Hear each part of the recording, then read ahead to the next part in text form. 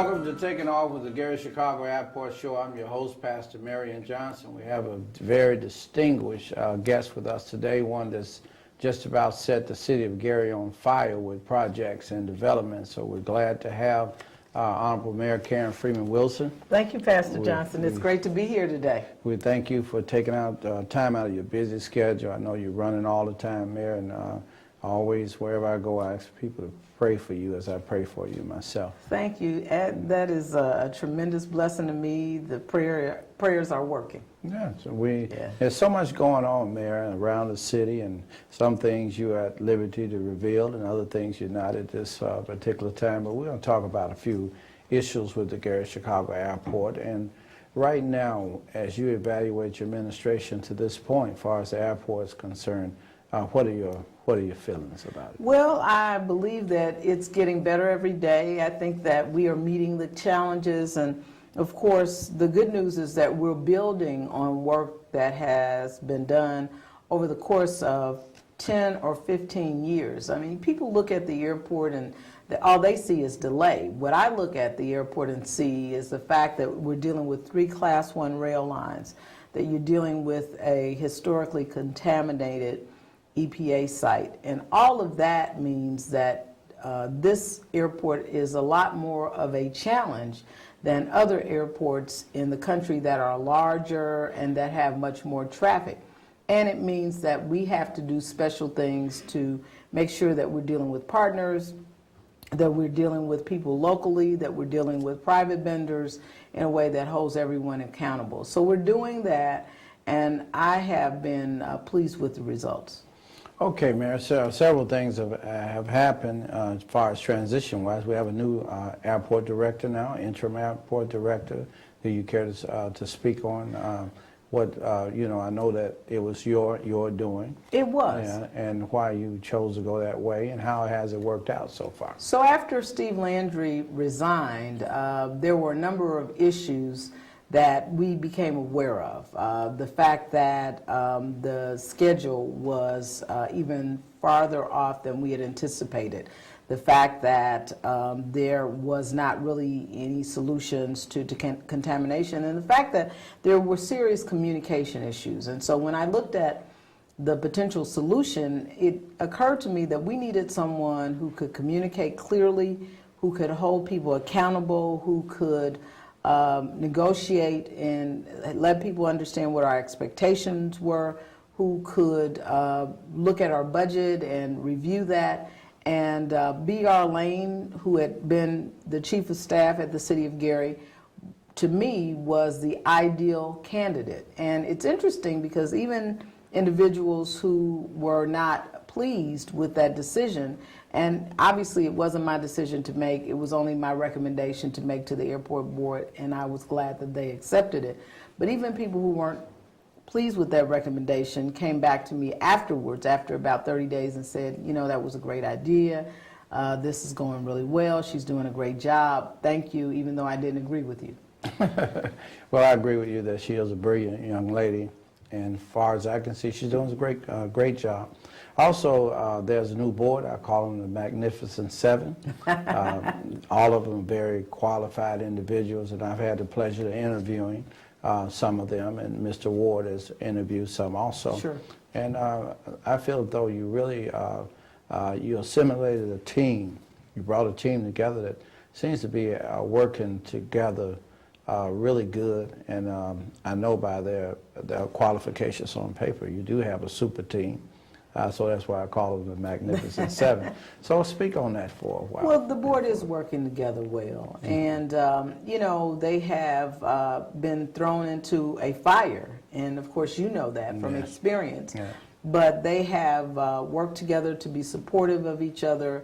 They have also worked to make sure that they are holding staff accountable, and that they are holding their outside entities, whether it's AECOM or some of the other consultants, and that they are communicating clearly with the FAA, with the RDA, and with the state of Indiana, any other entity that may have provided money for the airport expansion activity.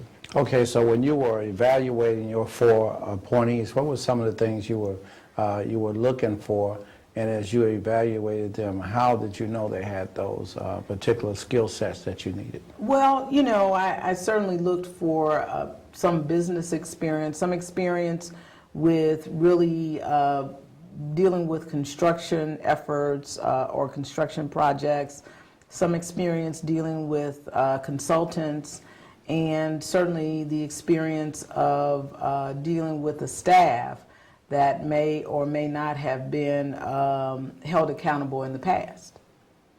Okay, and now we know that there's other entities that you deal with. I know you have a great relationship with the governor in the state Yes. of Indiana, Yes. and the RDA. So can you speak on those for a few minutes for us? Tell us how did you develop that relationship, and how has it grown from the point that you've been mayor? Well, what I tried to do early on in Governor Pence's tenure, and quite frankly, I did this early in my tenure with Governor Daniels, but I will say that Governor Pence was much more receptive, was to really share my vision for the city of Gary. And it's a vision that I didn't just come up with, but it's a collective vision that has been developed by our team, by our conversations with residents, by our conversations with other service providers, pastors like yourself in this community who understand what the needs of the people are. And so when I communicated that to them, that, our folks want jobs, they want good educations for their children, they want to have an opportunity to be homeowners if they choose to, or live in great housing if they choose simply to rent. And I think one of the things that has resonated with Governor Pence and with anybody who may not be familiar with Gary is that those are the same things that they want. Yes. So it doesn't matter if you're Democrat, Republican, black, white, green, purple.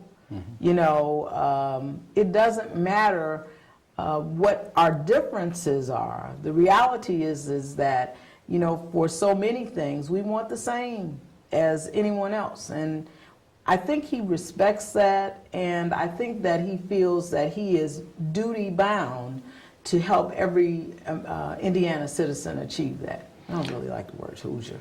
You don't like Hoosier? Okay, when you talk about the airport and the things that it's involved in now, many of those projects were headed up by J. Clark Aviation. Absolutely. And so kind of speak to us for how you decided that they would be such a valuable addition to the airport. Well, I looked at the tenure that John Clark had at the Indianapolis Airport Authority, what he did in Jacksonville, what he did in the other airports. I mean, if you go to Jacksonville now, it is a beautiful airport. He developed just a top-notch facility down there. And, I understood that he had detractors, but we all do. So I wasn't really deterred by that. What I was looking for is someone who would be hard driving, very focused, and who would take something through to completion. Okay, also there's another gentleman that you brought in who's one of your advisors, Mr. Bo Kemp. Yes. And we want to talk about also the ad hoc committee, the P3 committee, and the chairman of that committee now is Kerry Heisman. Yes. And I thought that was a brilliant idea that you brought forth with that, and that seems to be working so well. And it looks as though the private sector is going to really work good with the city when it comes into the final phases of that now. So tell us how that idea came about, and what was your mindset when you decided that this was a good thing to do, and how did you include just the right people on that committee? Well, Pastor Johnson, I wish I could say I just came up with, sometimes, God just puts people in the right place at the right time. Bo Kemp, I met him right after the primary election, and he was working with Cory Booker. At that time he wasn't working, but he had just finished working with Cory Booker as his business administrator. That's similar to a deputy mayor. So there are many similarities between Newark and in Gary, specifically as it relates to dollars or financial condition, the ability or the need to deliver service with less money. All of those things apply. And to the extent that it did, we knew that we needed, someone who had been through the process before. And so he has been just a tremendous consultant in a variety of areas. In addition to that, John Clark, who I talked about earlier, had some experience in terms of what the federal government's posture was towards public-private partnerships. And so it was important, we thought, to think about that in the context of if we completed the airport expansion and runway barrier removal, what would we do? How would we manage the airport? And as you know, there are many people who have lots of ideas. Every time you see somebody, you should do cargo, you should do passenger, you should do a charter service. Well, the reality is I don't know anything about running an airport. I have no idea. And I thought that if you got someone who had been in the airport business and who had been successful at it, and that's what we've seen with the entities that bid on the contract. These are folks who have run airports all over the United States and in other parts of the world who've been successful. So why not bring them in, create a partnership? Don't sell it, don't give it, but create a partnership so that everybody wins when there's success at the airport. And that really came out of discussions with Bo and John, with BR. She was heavily involved in those early conversations. And at this juncture, I think that, I see that it's going to bear fruit. Yeah, on the meeting coming up, there'll be some details presented, not the final details. Right. This coming Monday. Yes. And they'll be looking at those things. That's been an interesting process. Well, I appreciate your willingness to serve on the P3 committee. You talk about Carrie Heidman. She is hard driving. She is the chief legal officer for NiSource, the parent to NIPSCO. She has been a great partner in this process, as have all of the members of the P3 committee. Bo, you, Harley Snyder from the RDA, the members of the airport board who are now serving, I believe Jim Cooper is one of those members. All of that has been a tremendous shot in the arm, I think, to the ability to negotiate the best agreement for the citizens of Gary. The president is Mr. Collins. Yes. From Luke. Yes. And how often do you have conversations with him? And when you talk with him, what do you guys talk about? Well, Tom Collins Sr. is a very quiet, very deliberative guy. And, we may talk maybe once a month, once every 6 weeks or so. And it's simply, is there anything that I can do to help what you're doing over at the airport go easier? Do I need to make any contact with one of the state or federal agencies? Do I need to do some of the other things that would make it easier to get that runway expansion, barrier removal done? Okay, also, Mayor, as we continue the process at the airport, I believe the airport is going to really boom in a few years. It's not a 10-minute project. It's not something you can do in a year, in a couple of years, but it takes time for things to develop. When you talk to people on the street or people that really don't know much about airports, when they tell you that, make statements like, are you leasing the airport? Are you giving the airport away? What kind of things do you say to them? What I tell them is, one, we are not giving it away. The board will remain. They are not going anywhere. You have someone, just like you hire people to do other things at the airport, whether it's to build the runway, whether it's to design the runway. This is a manager who's going to be asked to come in and create the best plan for the airport going forward. Any plan that they create has to be approved by the board.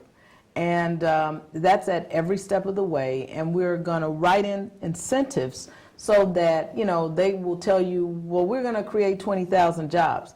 If they don't do that, then we'll be able to terminate the contract. They won't just be able, and we've seen this in this community a lot of times, where people have made all these promises, haven't delivered, And there we are, once again, having had promises made to us and nothing realized. One of the greatest things I think about the P3 or ad hoc committee effort is that you don't get paid unless you produce. That's it. Now, many may believe that, okay, they're bringing in all these outside contractors, giving them all this money and all that. That's not the way this is set up. Exactly. You give your money up front and you must produce, or it's no money involved for you. Right, if you don't just do made anything. an investment. Yes, so we are going to develop the airport, and that's an excellent point, Pastor Johnson. We're developing the airport with someone else's money. It's not public dollars, it's not city dollars, and certainly those dollars will be used, but primarily it is anticipated that the manager will come in and bring their own money. Well, they're working hard at the table. Yes. They're really working hard, and I'm glad to see the results. Okay, with the FAA, do you have any opinion about the way they do things? Or? Well, there are times that there have been some hiccups or some concerns, but by and large, I will tell you, the FAA, the EPA, many branches of the federal government have been so supportive of Gary. There was a meeting yesterday for an evaluation of a special project. I can't tell you any more than that. But there were a number of people who came from Washington, from the White House, from other federal agencies, EPA, the FAA. Well, no one was there from the FAA but HUD, the Department of Transportation, Homeland Security, a number of agencies. And the person that led the meeting and led the visit commented to me, we had to beat people away because there were so many people and agencies who wanted to come to Gary because we know that you all are working so hard here.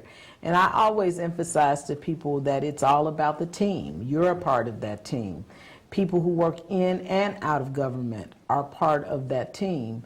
And so to the extent that the team works hard and people outside notice it and are willing to help us, then that is just very, very gratifying, very humbling, quite frankly. Yes, yes. And you're so modest. It's been your work that's really moving this city along. And I think you should take the credit for what God has allowed you to do. I know the teams and all that, but you got to have a basketball team has a point guard. Well, that's and true. The point guard, if you don't get the ball over to the forwards or the center, there's no scoring. So you've been the one that's really been at the point, and just want to congratulate you for that. Thank you. Thank you so As much. you continue to move on, has there been any surprises for you? Well, sometimes it's surprising and frustrating when people expect negative things. For instance, they expect people to do illegal things, or they expect you to do things that are not in the best interest of the city to fulfill one person's interest. And that's just not something I'm inclined to do or willing to do. But because, it gets frustrating because people assume that. They assume that about government. And I think it's a sad commentary on the way that people look at government. And, they look at government that the way because sometimes those of us who are in office have behaved in that manner.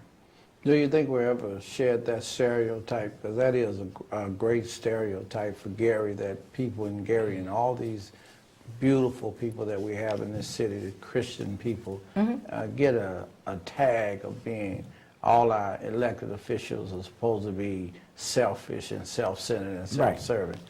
Do you think we'll ever wear that off? Or that ever fall off somewhere along the way? I think we will. And, what I always talk, because there's sometimes that I just get very impatient with the stereotype.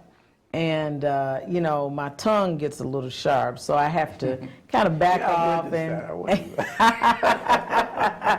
But, I think we can shed it. Our Director of Communications, Chelsea Whittington, has done a great job of getting our message to people that you would never think. I mean, I love coming to your show. I love talking to local media, but then Al Jazeera calls, and I'm like, well, why do they want to talk to us? But the more we can get that message out, that positive message to them, the better off we'll all be.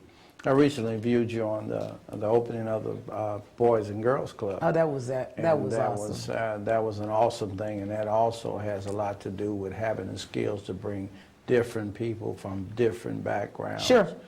Together. And I just want to applaud you on that. And as you move forward with the Gary Chicago Airport, I know we talked about intermodal at one time. Sure. So where are you with that? Well, I think that it is still something that could be very beneficial to the citizens of Gary. It's something that would be a great economic driver. You know, they just did one in Joliet. They are doing one in Indianapolis. They're talking about one in LaPorte, and they're doing one in Chicago. So they're doing intermodal all around us. The question is there a demand for yet another one? I think given our location, we're right next to 65, on 8094, on the toll road, that there might be an opportunity. We also obviously have water access, and that's significant. So the good thing about our city, probably more than Chicago or Joliet or any of the other cities, is that we have all modes that would result in a very successful intermodal, because we have water, we have the highway, we have the rail, we have the air. All of them that are all in that same vicinity over in Buffington Harbor. That's why we need to make that industrial move, that casino out of there and put it on 8094.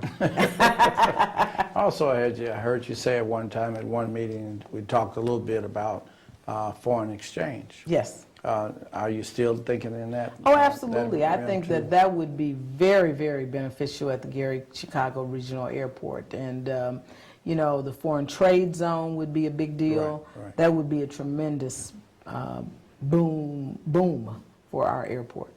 So how do you feel, Mayor, how do you feel about, there's been some groups that have been talking about